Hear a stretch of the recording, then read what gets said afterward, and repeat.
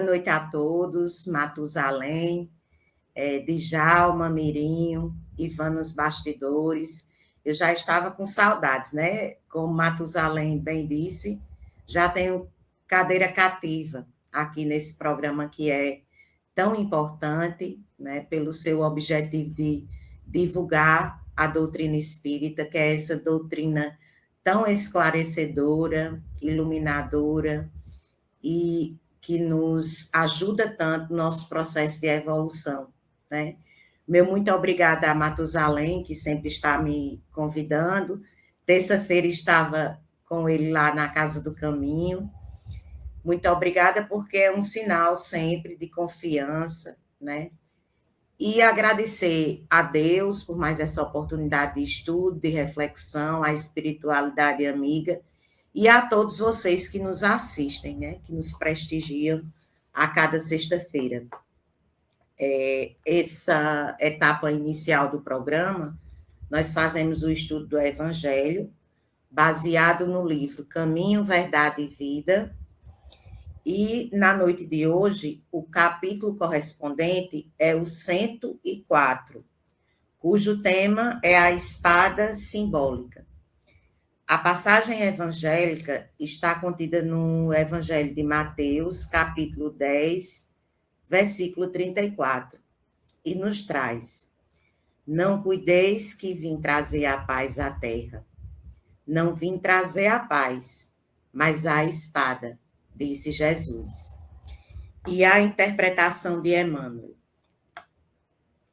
Inúmeros leitores do Evangelho perturbam-se ante essas afirmativas do Mestre Divino, porquanto o conceito de paz entre os homens, desde muitos séculos, foi visceralmente viciado. Na expressão comum, ter paz significa haver atingido garantias exteriores, dentro das quais possa o corpo vegetar sem cuidados, rodeando-se o homem de servidores, apodrecendo na ociosidade e ausentando-se dos movimentos da vida. Jesus não poderia endossar tranquilidade desse jaez e, em contraposição ao falso princípio estabelecido no mundo, trouxe consigo a luta regeneradora, a espada simbólica do conhecimento interior, pela revelação divina, a fim de que o homem inicie a batalha do aperfeiçoamento em si mesmo. O Mestre veio instalar o combate da redenção sobre a terra. Desde o seu ensinamento primeiro, foi formada a frente da batalha sem sangue, destinada à iluminação do caminho humano. E ele mesmo foi o primeiro a inaugurar o testemunho pelos sacrifícios supremos. Há quase 20 séculos, vive a Terra sob esses impulsos renovadores, e ai daqueles que dormem, estranhos ao processo santificante. Buscar a mentirosa paz da ociosidade é desviar-se da luz, fugindo à vida e precipitando a morte. No entanto, Jesus é também chamado o príncipe da paz. Sim, na verdade, o Cristo trouxe ao mundo a espada renovadora da guerra contra o mal, constituindo em si mesmo a divina fonte de repouso aos corações que se unem ao seu amor. Esses, nas mais perigosas situações da terra, encontram nele a serenidade inalterável. É que Jesus começou o combate de salvação para a humanidade, representando, ao mesmo tempo, o sustentáculo da paz sublime para todos os homens bons e sinceros. Gente, esse evangelho não é um evangelho assim muito fácil da gente interpretar, né? Porque inicialmente ele pode até causar estranheza, né, pela frase de Jesus. E quando Emmanuel vai interpretá-lo, né, aí é que nós precisamos mesmo, assim, fazer um mergulho interior, ter um olhar com amplos horizontes para que a gente possa compreender melhor, né? Então, assim, eu achei por bem, eu sempre gosto de dar uma olhada no evangelho correspondente como um todo, para que a gente tenha uma visão global, porque essas interpretações de Emmanuel geralmente são muito profundas, né? Então, a passagem de hoje, ela é baseada no evangelho de Mateus, né? Mateus 10, que dentre todas as lições que esse evangelho nos traz, tem dois ensinamentos muito importantes para a nossa vida, que são pregar a proximidade do reino de Deus e a consciência que nós devemos ter de que quando nós seguimos a Jesus, certamente nós vamos enfrentar críticas, que nem sempre são críticas construtivas, nós vamos enfrentar muitas dificuldades e até mesmo perseguições, né? Que os cristãos vêm enfrentando há longos e longos tempos, né? Então, o primeiro ensinamento, pregar a proximidade do reino de Deus. E o que vem a ser o reino de Deus, né? Em algumas crenças, esse reino de Deus, ele está muito distante, né? É uma coisa muito difícil de se alcançar. Mas para a doutrina espírita, o reino de Deus não representa um lugar físico, e nem tampouco essa coisa tão difícil de ser alcançada, né? Tão distante, num futuro tão distante. Para a doutrina espírita, o reino de Deus, na verdade, está dentro de nós, no nosso templo interior, né? Porque o reino de Deus representa o quê? Um estado de espírito, um estado de consciência e a busca nossa cotidiana pelo nosso aperfeiçoamento moral. Então, por isso que eu disse no início, né, que na verdade essa compreensão é uma compreensão mais profunda de que o reino de Deus pode ser estabelecido dentro de nós. Então, Jesus, quando ele nos traz esse ensinamento, ele está nos convocando, na verdade, a buscar e a edificar esse reino de Deus em nossas próprias vidas. E como é que nós poderemos fazer isso? Como é que nós devemos fazer isso? Através de um processo que nem sempre é fácil, né? Que é o nosso processo de reforma íntima. E também através da prática do amor, da justiça, da caridade e, principalmente, na vivência dos ensinamentos de Jesus, né? Jesus passou aqui pela Terra e o seu exemplo foi de quê? De amor, de renúncia, de perdão, né? E ele já nos deixou o maior tesouro, que são os seus ensinamentos. Resta a nós o quê? A tarefa, né, mais difícil, que é colocar esses ensinamentos em prática verdadeiramente no nosso cotidiano, em cada dia de nossas vidas. Então, o reino de Deus em nós mesmos, na verdade, representa uma construção diária, né? A busca pelo nosso aprimoramento moral e nós nos esforçarmos, né, em haver uma compatibilidade das nossas ações com as leis divinas, obedecer às leis divinas. E nós sabemos que quando nós agimos dessa forma, obedecendo às leis divinas, nós poderemos ter uma vida muito mais tranquila, muito mais feliz, mesmo aqui na Terra, que ainda é um planeta escola, né? Onde nós ainda enfrentamos provas e expiações. Mas estamos nesse processo de evolução, nesse processo de aprendizado, todos rumo à redenção. E nós temos que ter esperança nisso, né? Então, esse nosso processo de aprimoramento moral, ele tem as suas bases pautadas nesses dois aspectos: o nosso processo de reforma íntima e o autoconhecimento. Então, como eu disse, é um processo gradativo, né? Não é do dia para a noite, mas nós vamos nos esforçando em ir corrigindo as nossas imperfeições. Porque todo mundo tem, né? O seu lado luz e o seu lado sombra. Infelizmente, a gente ainda está, cada um em graus diferentes, mas a gente muitas vezes ainda se prende a sentimentos que são muito terrenos e às vezes muito negativos, como, por exemplo, a vaidade, o orgulho, o egoísmo.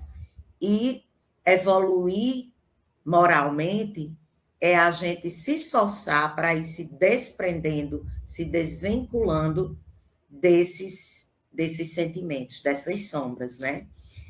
E o segundo aspecto, que é o autoconhecimento, né? O autoconhecimento é quando nós somos capazes de conquistar a primeira e mais importante virtude do ser humano, que é a humildade. Quando nós somos capazes de exercer a humildade, aí nós vamos estar fazendo esse mergulho interior e a gente vai estar o quê?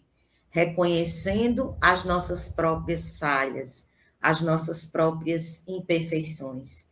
Então, o processo de reforma íntima, na verdade, quando a gente se empenha em evoluir, em adquirir essa maior envergadura moral, é quando a gente vai se tornando cada vez mais capazes em nossa vida de ir substituindo nossos possíveis vícios e adquirindo novas virtudes.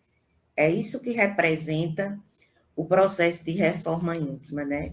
Então, como já dizia Santo Agostinho, né? Augustinho, é muito importante, gente, que nós estejamos sempre fazendo essa autoavaliação. O que era que Santo Agostinho dizia, né? No final de cada dia, pergunte-se a si mesmo, né? O que eu poderia ter feito melhor hoje? Então, quando a gente vai se autoavaliando, a gente vai vendo, não é? Em que posição nós estamos nesse processo de aprendizado, no processo de evolução. E isso vai reverberar diretamente na nossa vida, né? No nosso trato com nós mesmos, na nossa obediência a Deus, né? E no nosso amor ao próximo também. Kardec já dizia também: reconhece-se o verdadeiro espírita pela sua transformação moral, né? E pelos esforços que ele faz para domar as suas más inclinações, né? O segundo tópico, né, que esse evangelho nos traz, que eu achei muito importante, é nós termos a consciência de que quem seguir Jesus enfrentará críticas, dificuldades e perseguições, né? Então, se nós formos lembrar, gente, do exemplo do apóstolo Paulo, né? Jesus nunca nos enganou quanto a isso. Ele nunca disse que seria fácil, né? Nunca disse que seria fácil. A Paulo, por exemplo, quando Paulo se converte lá às portas de Damasco, Jesus avisou para ele: a sua jornada não vai ser fácil. Você vai enfrentar muitas dificuldades, muitas perseguições, mas Paulo, mesmo assim, ele não desiste, né? Ele se converte verdadeiramente, De Saulo, ele passa para Paulo. De um importante doutor da lei, ele se transforma num simples tecelão. E assim ele abraça a causa do cristianismo, né? E passa a divulgar e defender os princípios cristãos com toda a força da sua alma e até os últimos dias da sua vida, né? Então, a gente não pode se enganar que vai ser fácil, né? Mas Deus sempre estará do nosso lado. E com relação a isso, como é que nós devemos enfrentar essas dificuldades, né, que a gente encontra pelo caminho? O que é que o Evangelho nos traz sobre isso? 3 conselhos. Não temas. Nós precisamos ser fiéis de coração, né, e nos propósitos divinos. E nós devemos confiar verdadeiramente na assistência divina, né? Então, não temas. Jesus nos disse: não tenhais medo daqueles que matam o corpo, mas não podem matar a alma. Então, como eu disse, aquelas pessoas que estão muito presas ainda ao materialismo, aos sentimentos terrenos, né? De orgulho, de egoísmo, de vaidade, de inveja, né? Porque isso acontece também. E mesmo naqueles momentos, gente, mais difíceis, de maior dificuldade, de tempestade em nossas vidas, é a gente ter lealdade e dedicação e acreditar nos propósitos divinos, né? Precisamos ser fiéis. E o que é ser fiel a Deus, segundo a doutrina espírita? Quando é que nós vamos estar sendo fiéis a esses propósitos divinos, né? É fazer de Jesus o centro das nossas vidas. É ter Jesus como o nosso guia e modelo, independente das nossas crenças. Jesus deve ser o nosso modelo de amor e de ética. Então, ser fiel a Deus é ter uma fé sincera e operante. E o que é uma fé sincera e operante? É aquela fé que não fica presa apenas às escrituras, às teorias, às palavras, mas é uma fé de ações, né? De ações. E que essas ações possam representar o amor a Deus e o amor ao próximo, primordialmente, né? O amor a Deus acima de tudo, né? Através de que ações cotidianas que a gente pode demonstrar que estamos confiando sempre na proteção divina. É a gente agir na prática do bem e da caridade, procurarmos estudar sempre, né? Evoluir também nesse aspecto intelectual, ter perseverança e cooperar com o plano divino em nossas vidas, né? Porque para todos nós, gente, sem exceção, existe um plano divino em nossas vidas, né? E Deus, Jesus, está esperando que nós possamos colaborar para que esse plano possa ser estabelecido em nossas vidas. E faz parte desse plano o serviço no bem, né?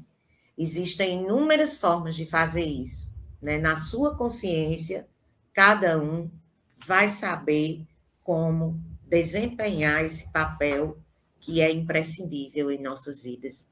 Então, eu quis fazer, gente, essa introdução sobre o Evangelho, né? Porque eu achei de muita importância para a gente compreender melhor essa interpretação de Emmanuel, porque esse texto, ele, na verdade, é um texto muito complexo, né?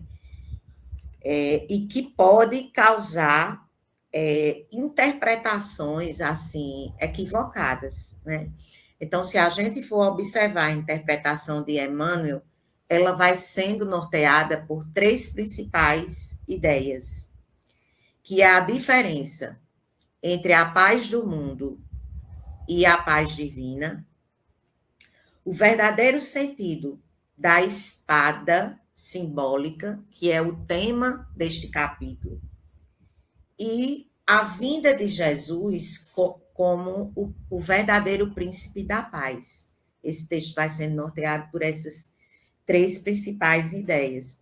Então, uma reflexão inicial que a gente deve fazer, né, é que a frase que Emmanuel separa tem assim: não vim, Jesus nos traz, Jesus nos diz, não vim trazer a paz, mas a espada.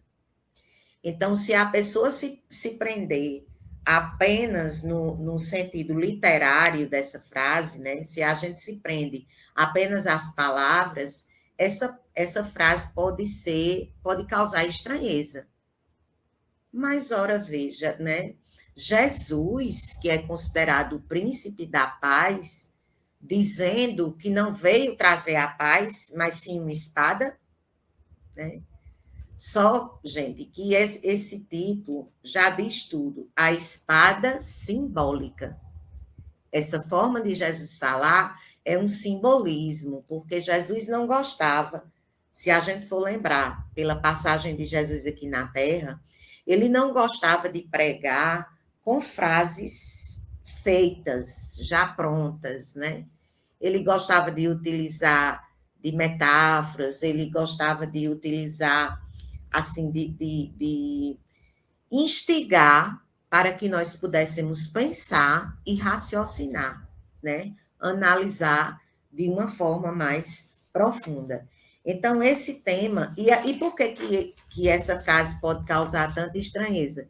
Porque, infelizmente, o conceito de paz, ao longo dos tempos, ele vem sendo muito viciado pela humanidade, né? Muitas pessoas consideram paz como o quê? Você ter uma vida tranquila, você ter uma vida farta, você usufruir das benesses materiais, você ser servido, né? E quem segue a Jesus, se tiver esperando essa paz, né? Não é essa paz a primordial, não é essa paz que Jesus promete. Porque, na verdade, essa paz é uma paz ilusória, né? Que está presa o quê? Que representa o quê?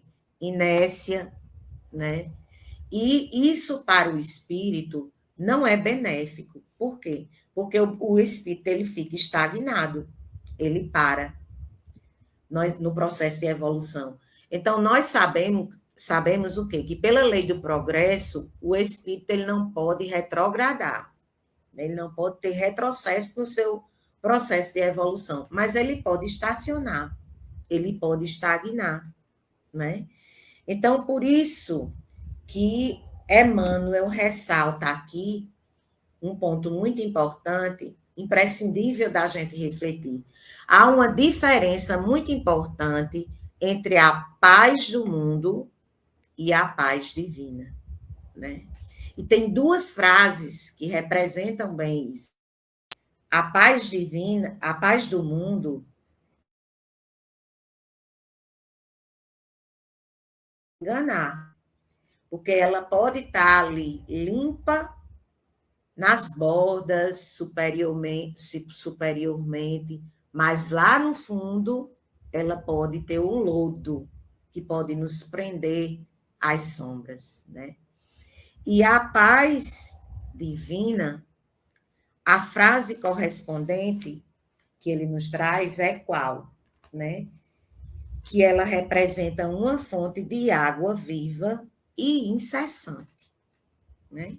Que nunca vai, ela sempre vai estar ali presente, né?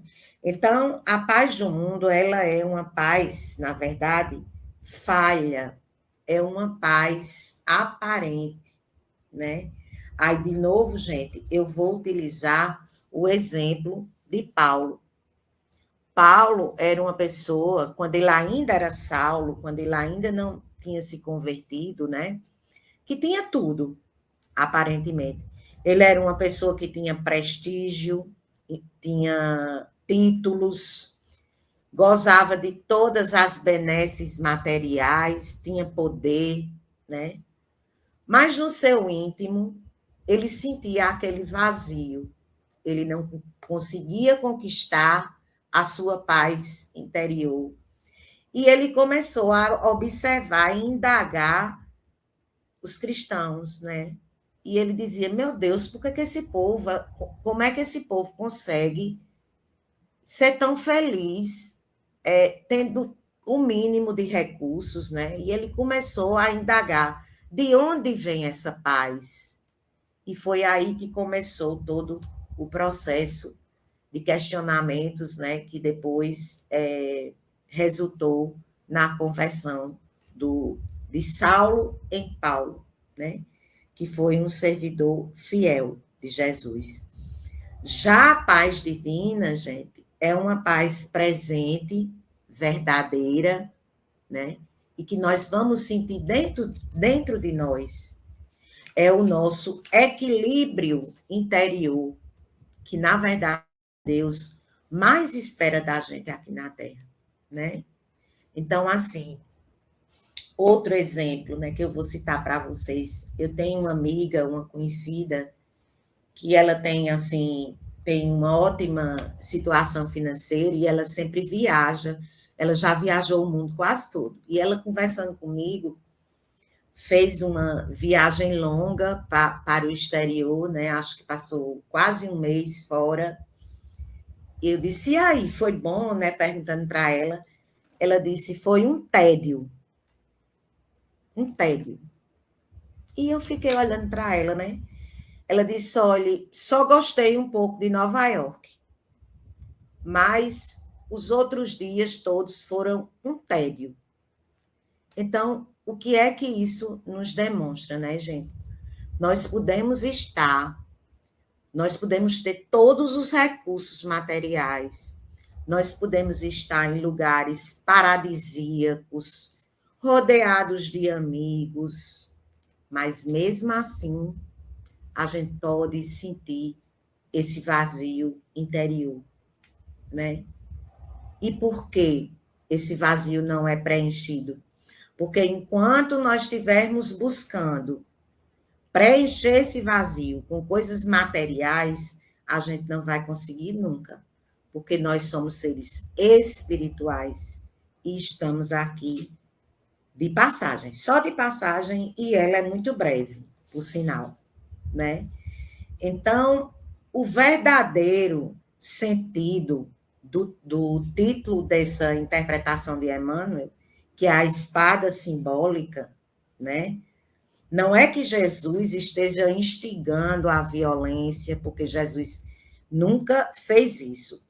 Mas essa passagem, gente, representa o quê?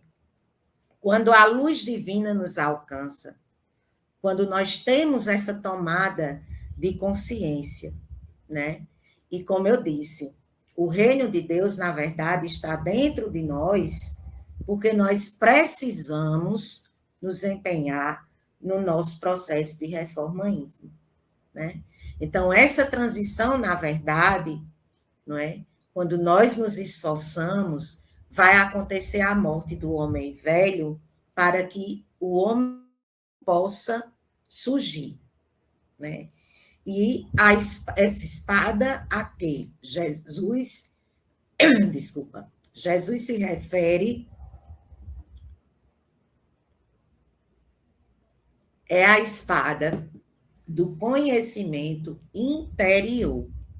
E quando ela alcança verdadeiramente a nossa alma, aí sim nós estamos caminhando verdadeiramente no nosso processo de evolução para sair de uma paz e de um paraíso que era ilusório e nos dirigirmos verdadeiramente para o paraíso real, né?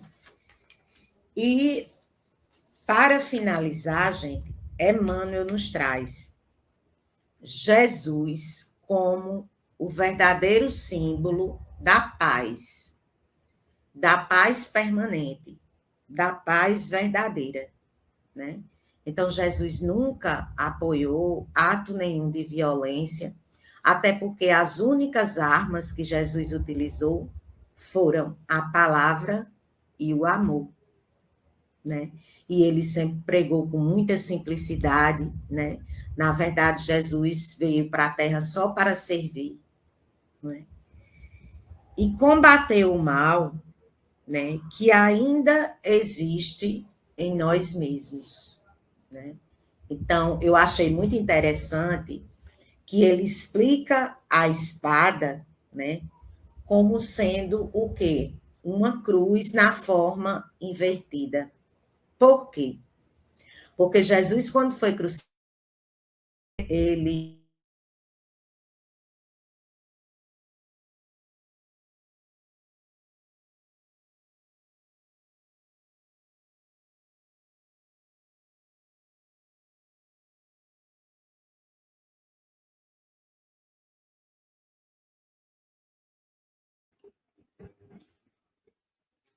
Deu algum problema lá na internet da nossa amiga. Está sem som, Nilvanda. voltou, né? Ah, Voltou. De pessoas que agiram com maldade, né? Que interpretaram ele muito mal, ele foi julgado, humilhado, crucificado. Mas agora, essa espada vem, o símbolo é que Deus nos convoca ao bom combate, que é o combate interno, né? Nós nos esforçarmos para superar as nossas próprias imperfeições. E quando a gente age dessa forma, aí a gente não vai mais ter tempo, né, para estar olhando a vida do outro, para estar apontando somente os defeitos do nosso próximo. A gente vai se empenhar, né, e a gente vai ter muito trabalho, né, em superar as nossas próprias dificuldades e os nossos próprios defeitos. Era isso que eu tinha para falar, Matusalém, na noite de hoje.